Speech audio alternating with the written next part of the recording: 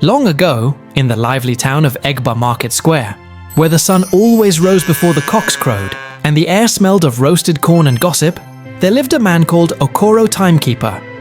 He was tall, dark, and always walked as if he was rushing to somewhere important, yet he was late to everything. His wristwatch was broken, his wall clock had stopped since the last Harmattan, but somehow he became famous as the man people went to for the right time. Don't ask me how. Okoro had one habit that puzzled everyone. Every morning, he would stand in front of Mama Ijoma's shop with a notebook and shout, "Borrow me time! Borrow me time!" The first time people heard it, they thought he was mad. The second time, they thought it was a joke. By the third time, they realized Okoro was serious. He believed time could be borrowed the way you borrow salt or kerosene from a neighbor. Okoro was not always like this. He used to be a carpenter. In fact, he once made the most beautiful stool for the village chief. But because of his lateness, the chief sat on the stool when it was still wet and ended up with glue on his agbada. That day, Okoro's career ended faster than palm wine foaming in the sun. Since then, he became obsessed with the idea that if only people would lend him time, he could return to greatness. Yet, despite his strange habit, people loved Okoro. Children followed him around chanting, "Timekeeper! Timekeeper! Give us time!" Women fetching water giggled at his theatrics. Even the elders at the palm wine joint shook their heads and said, "This man is not normal, but he is our own abnormal." But Okoro had a bigger plan. He wanted to open a time bank. Yes, you heard me right. A bank where people could deposit the hours they wasted gossiping, and he would lend them to those who were late. He even drew a crooked signboard with charcoal. Okoro Time Bank, borrow time, return later. He placed it in front of his compound proudly. News spread faster than dry leaves on fire. Before long, everyone was talking about the time bank. At the barbershop, men debated whether time could really be borrowed. In Mama Nkechi's canteen, women argued whether Okoro had gone mad or was a genius. Even school children started saying, "If you come late, just borrow time from Okoro." But like every good African story, there was trouble waiting like a stubborn goat behind a kitchen door. The town's strict headmaster, Mr. Bello, hated lateness. His motto was, "Early to rise, early to chop." When he heard about Okoro's time bank, he roared, "This nonsense must stop!" He summoned Okoro to the school hall one Saturday morning to explain himself. Okoro came dressed in his best wrapper, carrying his broken wristwatch like a trophy. The hall was packed. Even people who didn't care about time came just to hear his speech. Children climbed windows. Traders closed their shops early. Even goats poked their heads through the doors. Okoro cleared his throat dramatically and began. "My people, time is like palm wine.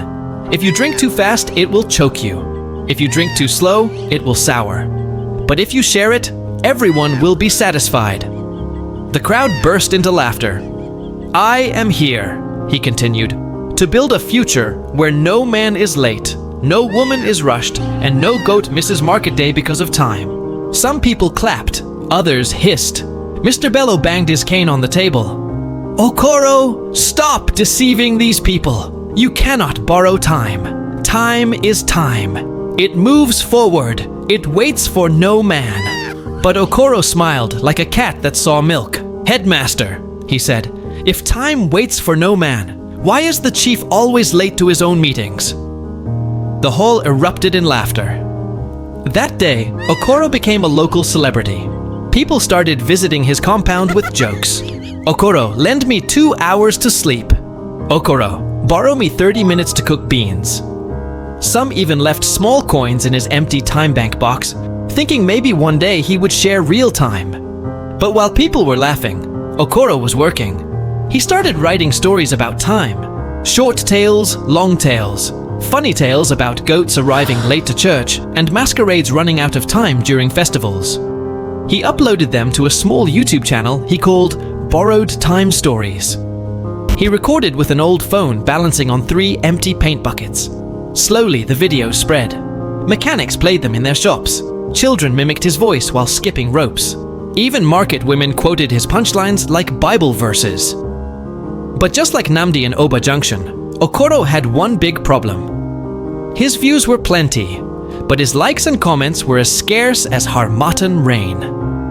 People watch me like they watch masquerades, he complained to his cousin Aula. They laugh, they shout, but when it is time to clap, their hands vanish. Aula burst into laughter. Uncle, maybe you should borrow likes the way you borrow time. One evening, Okoro decided to test his viewers. In the middle of a new story titled The Chicken That Beat the Drum, he paused and said in a serious tone, "If you are truly watching, type 'Time waits for me' in the comments. Let me know my real fans." Then he continued the story like nothing happened. Hours passed. He checked his comments. Nothing. Only the usual first to comment and, interesting. But when he walked through Egba Market the next day, children were chanting, "Time waits for me! Time waits for me!" Mechanics were boasting about knowing the secret code. Market women were laughing and shouting it across stalls. Okoro almost fainted. They had heard the phrase. They were repeating it everywhere, but they still refused to type it online. "These people are like spirits," he muttered.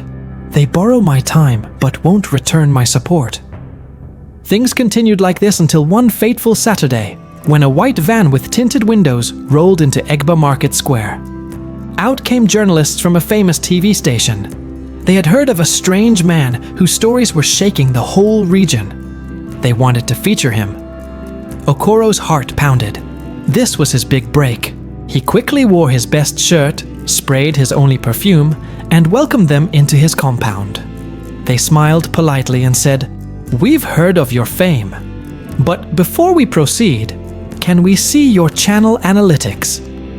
Okoro proudly opened his page. The journalist's eyes widened at the view counts. "This is impressive," one said. But then another frowned. "Wait, only 9 comments? 5 of them just say first to comment?" Okoro's smile froze like cold pap. Just then, his so-called fans started gathering at the gate, pretending to support him. Mama Ijoma shouted, "Yes, everybody in this town watches him." The journalists turned to her. "Really? Then why don't you comment?" The compound went silent. Even the goat stopped bleating. One journalist shook his head. Numbers without voices are like empty drums. He warned Okoro that without active engagement, big opportunities might slip away. The crowd shifted nervously. Their silence had never looked so shameful. That night, Mama Ijoma tossed and turned in her bed. Ugwu the barber couldn't sleep either. Even the apprentices who used to watch secretly felt guilty. By dawn, the scramble began. Okoro woke up, yawned, and lazily opened his phone. What he saw nearly knocked him off the chair. His once quiet channel was roaring with comments. "Boss, I'm your #1 fan. Forgive me for not typing before. This channel's sweet pass, honey." Some even wrote, "Even my goat watches with me." Okoro laughed until tears rolled down his face. At the barbershop, customers found Ugwu bent over his phone, sweating as he typed long essays under every video. "This is the best storyteller in Africa." When someone teased him, he snapped, "Shut up there!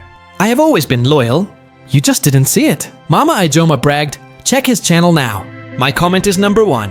Mama Kemi shouted back, "That's a lie! I typed before you." The silent watchers who once refused to type began competing to see who could type the most. Okoro had the last laugh. He uploaded a brand new story titled The Silent Borrowers, acting out exactly what had happened, exaggerating the fans who borrowed time but refused to support until they were exposed. Egba Market went mad. People gathered at bus stops, at palm wine joints, laughing until their ribs hurt. They laughed not just because it was funny, but because they saw themselves inside it. From that day on, the curse of silence broke. Whenever Okoro uploaded a video, his comment section lit up like a Christmas tree. Likes poured in.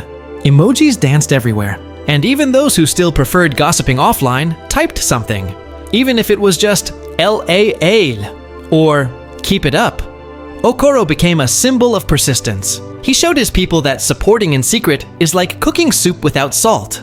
Everybody will eat, but the taste will expose you. His time bank might still be empty, but his channel was full of love. And to you watching right now, my friend, don't be a silent borrower. Don't just laugh and go. Click the like button. Drop one comment, even if it's "time waits for me." Subscribe properly, because in this YouTube junction, silence is not golden. Silence is wickedness. Be a loud lover. The same way you laugh here, help me laugh when I see your likes and comments. To my loud lovers who never miss an opportunity to show their support, I'm sending a big hug your way. You have a special place in my heart. See you all in the next story. Bye.